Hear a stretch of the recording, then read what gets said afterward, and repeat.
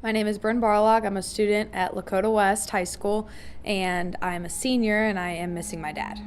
My name is Micah Pitts. I attend Archbishop Moeller High School.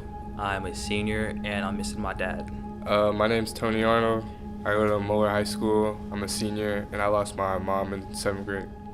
I lost my dad when I was in 2nd grade, and it's probably the single most defining event of my life, especially my early life, my childhood. I don't know that it's something that I think about every day anymore. It's been 25 years since I lost my dad, but it's something that, again, the absence is something that's always going to be part of me and part of my life and part of my ministry. When I was a junior in high school, my next door neighbor called me one day after he had missed school for a couple of weeks, and I still recall that on the phone he said, "Hey, I don't want to freak you out. It's not like I'm going to die or anything, but I have lung cancer."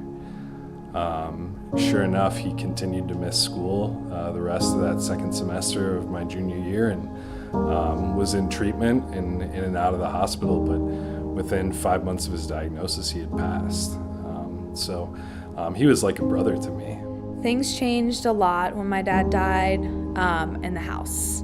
Not having my dad and my mom becoming a single mother and having to take a bigger step at the house, that definitely changed a lot. He was one of the biggest role models of my life. I miss him very dearly. Days go by where I sit back and I think of what am I gonna do that he's not here? I was kind of emotionless at first because I felt like if I cried, other people would cry. So I would just pretend like I was nothing was wrong. I went to school, my friends was like, "Sorry, Tony," and I'm like, "Sorry for what?" I just tried to play it off. I came into school the day after I found out that he had passed. He passed on a Saturday evening. I found out Sunday morning, and I came in and I took an AP US history test first period on Monday morning. I was failing AP US history anyway that semester because I couldn't deal with the difficulty of my best friend being sick and dying. And so I came in and I took that test, and I did terribly. And my teacher came over and he said, "How'd you do?" And I said, "Not good." He said, "What's up?" And I told him, I said, "Hey, Ben passed this weekend." And he asked me, "What are you doing here?" And I said, I just needed something. I needed something to do. I feel like some children don't want adults to know that they're grieving because that's how I was at first. But then there's other children who want help but don't know how to express that they want help. Because at the time, I just didn't want any help. I just wanted to try to figure it out on my own. But I feel like children should feel comfortable with at least one person to talk to about it, because holding it in is just not going to do anything for you.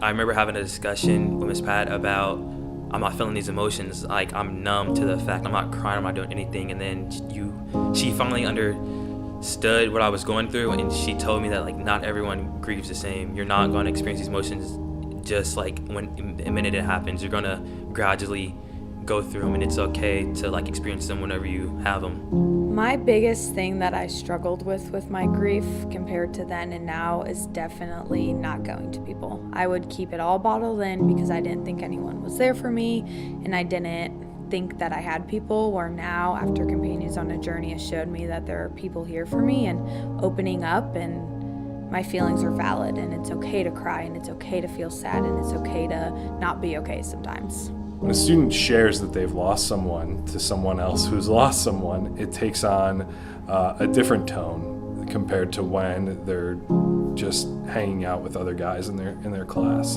And so our students benefit primarily from the sense of community that's created within our groups among students who share that experience and share that journey together.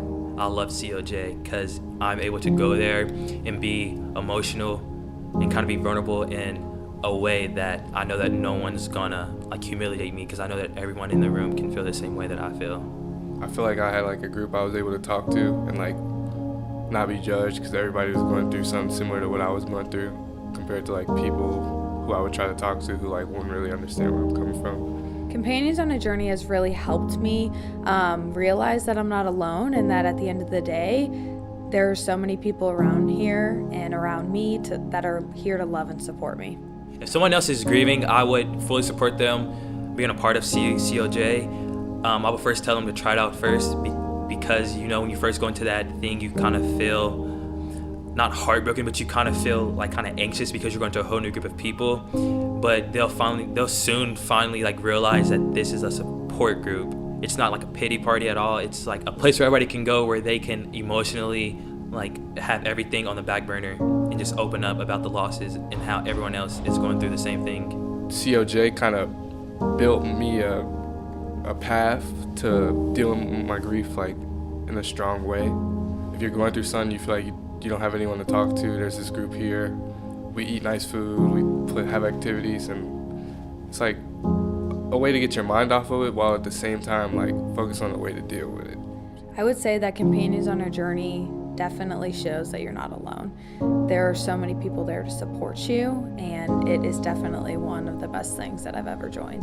What I see from our students after they spend time in our grief group is a greater sense of community.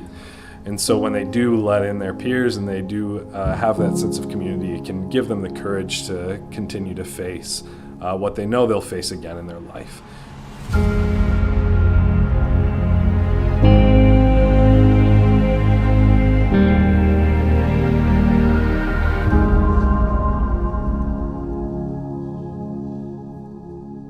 As I've seen countless times with students who participate in our grief group, oftentimes their grief is not something that they can name as a barrier to their success as a student, as an athlete, as a leader in extracurriculars. But after time, they realize or they are able to articulate or identify that their grief played a major role in their barrier to success in the classroom and outside of the school as well. And even if they can't, I certainly can.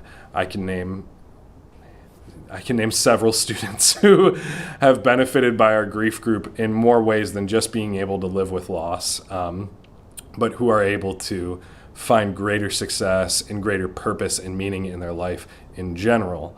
That to me illustrates the critical need for grief ministry and grief support in schools.